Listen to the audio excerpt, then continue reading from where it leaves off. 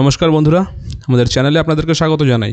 যারা চ্যানেলটিকে প্রথমবার দেখছেন তারা অবশ্যই চ্যানেলটি সাবস্ক্রাইব করে নেবেন এবং বেল আইকনটি দাবিয়ে দেবেন যাতে চ্যানেলে দেওয়া সকল ভিডিওর প্রথম নোটিফিকেশান আপনাদের কাছে পৌঁছে যায়। তো আমরা এই ভিডিওতে এসএসসির এবং প্রাইমারির কিছু আপডেটস নিয়ে কথা বলবো। যা সবার আগে আসি এসএসসিতে।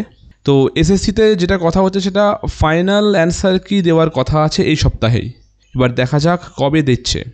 আর আগামী সপ্তাহে আমাদের সেকেন্ড এসএলএসটির 9, 10 এবং 11, 12 দুটোরই রেজাল্ট প্রকাশিত হতে চলেছে। এবার কবে হবে এক্স্যাক্ট ডেট বলা ওরকম করে সম্ভব নয়, বাট আগামী সপ্তাহে হবে, এটাই আমাদের কাছে খবর। আর যেটা কথা হচ্ছে রিজিওনাল এবার আমাদের ইন্টারভিউ হতে চলেছে সবগুলোতে, কারণ এসএসসির পক্ষ থেকে অলরেডি বলা হয়েছে যে আপনারা জানেন যে টাইম যাতে কম যেহেতু, সো রিজিওনাল ইন্টারভিউ স্টার্ট হবে। তার আগে ভেরিফিকেশানের এখানে দুটো কথা শোনা যাচ্ছে, দুটো ইনফরমেশান আসছে। অনেকে বলছে ভেরিফিকেশান হবে সেন্ট্রালি, অনেকে বলছে ভেরিফিকেশান হবে রিজিওনালি।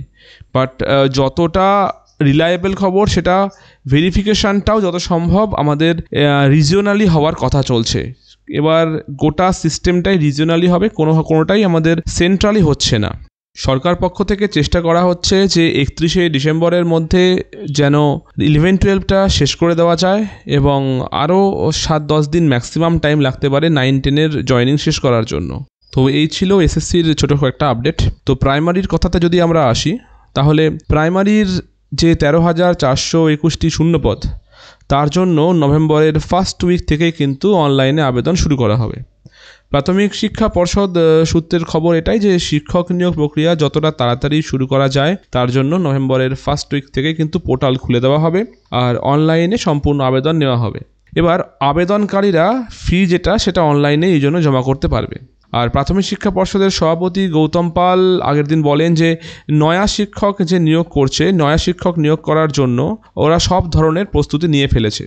আর এই যে সিট 13,421 সিট, এই 13,421 সিট বাড়া নিয়ে এখনও পর্যন্ত কোনো আপডেট দিতে পারছে না। ওদেরকে জিজ্ঞাসা করলে ওরা একটাই কথা বলছে যে যতক্ষণ না পর্যন্ত অর্থ দপ্তর থেকে সিট অনুমোদন পাচ্ছে ততক্ষণ পর্যন্ত কিছু করা যাবে না। তো এই হলো প্রাইমারির আপডেট। আর আজকে আমরা জানি 32,000 মামলার একটি গুরুত্বপূর্ণ দিক হতে চলেছে, অলরেডি কেসটি উঠেছে। তো দেখা যাক আজকে কি হতে চলেছে, কারণ আজকে অনেকটা ইম্পর্টেন্ট 3-4টে পয়েন্টস ওখানে শো করা হবে। কারণ আমরা জানি বিকাশ রঞ্জন ভট্টাচার্য মহাশয় কিন্তু প্যানেলটা ওড়ানোর জন্য উঠে পড়ে লেগে আছেন। এবার আজকের দিনটি খুব ভাইটাল হতে চলেছে। দুপুর 2টো থেকে আছে আমাদের এই কেসটি, অবশ্যই চ্যানেলে লাইভ করা হবে আর আপনারা অবশ্যই দেখবেন। ধন্যবাদ।